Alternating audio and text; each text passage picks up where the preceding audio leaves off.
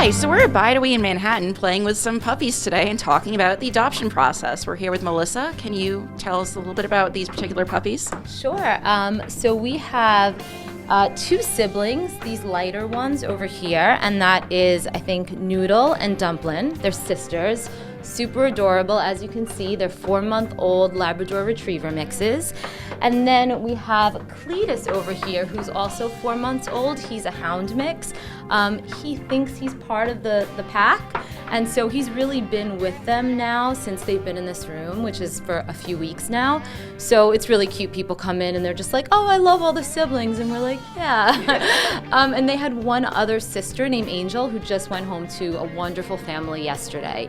Did you get these guys? I think we actually got these guys from the South. We work with a lot of different rescue groups over across the country, because there's just, like here in New York, we obviously, the smaller dogs get adopted a lot quicker because of space constraints. But in, Texas and California and other places where people have big backyards, the larger breed dogs find homes a lot easier. So we work with those shelters because really, ideally, we have one goal, and that's to, reduce the amount of dogs who are homeless and find homes for as many as possible. That's great. Can you tell us a little bit about the adoption process? Sure. We try to keep it, as simple as possible while ensuring that they find the best homes possible. So we ask that people come in, bring everyone in the household. So, if you have 2 kids, we ask that, you bring them in so we can make sure that everybody interacts nicely. We ask that you have 2 forms of ID.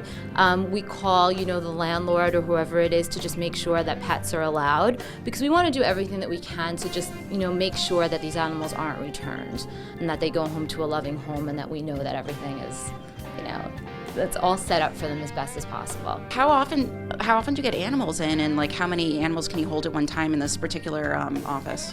Yeah, we get animals fairly regularly. We'll do these transports, I'd say on average about once a week. And we usually have about 20 to 25 dogs here and about 30 to 40 cats. All right. And have you seen an uptick in spending on how people are treating their dogs? Just buying them fancier dog food and nicer beds? For sure. We're obviously, not a pet store, so we don't sell those things, but just being a part of this industry, we've seen that, people's pets are like family members.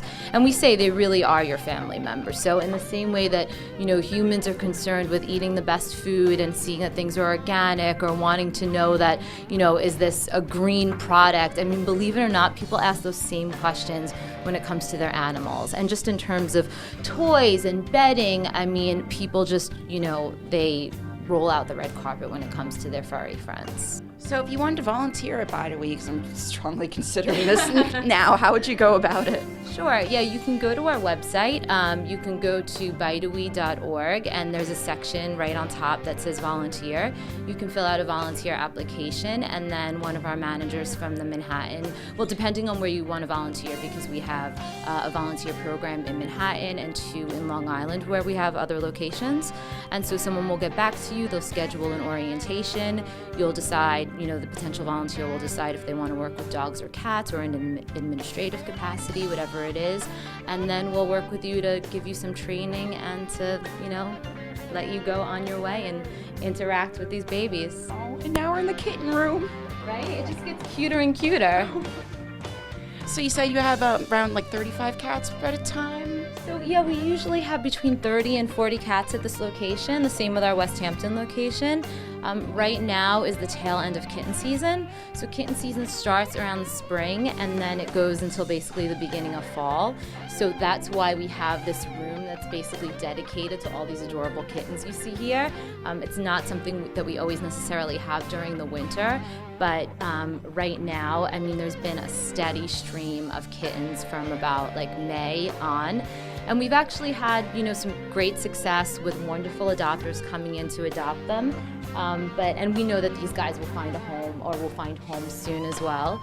But in the meantime, I think there's about 7 or 8 kittens in this room. I've noticed. Oh, so adorable and sweet. So if you find a cat outside your apartment, do we call you guys, or how do we go about making sure that the cats find a home? Yeah, you can definitely give us a call. I mean, there are so many variables. So because we're a no-kill shelter, we obviously are limited in terms of space. So if we do have the space and we can, we'll certainly work with someone to try to take those cats in. If we can't, we usually will tell them, whatever resources, we know of in the area that can help in the event that we can't. They're wonderful, and we would really urge anyone who's looking to bring a new furry family member into their household to come to our Manhattan location here and to come visit these guys. Thank you so much, Melissa. Absolutely. Thank you guys for coming.